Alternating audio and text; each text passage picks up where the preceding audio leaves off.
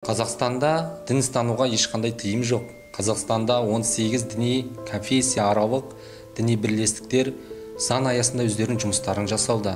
Құдайға деген құлшылық діни рәсімдерін мешіт, медресе және шіркеу тағы басқа ғибадат үйлерінде ешқандай кедергісіз орындауда. Діни бірлестіктердің Қазақстандағы ең ауқымды және саны жағынан дін ұстанушылардың басым көпшілігін құрайтын ислам дінін ұстанушы мұсылмандар және діни бірлестік ретінде тіркелген Қазақстан мұсылмандар діни басқармасы. Қазақстан мұсылмандар діни басқармасына қарасты бүгінде 3000-нан астам мешіт, медреселер бой көтеруде. Ендеше сан ғасырлық тарихы дінмен біте қайнасқан қазақ еліне дінсіз деп айып тағу діни білімнің таяздығы себепті қателікке апарған ой пікірлер жиынтығы деп айта аламыз.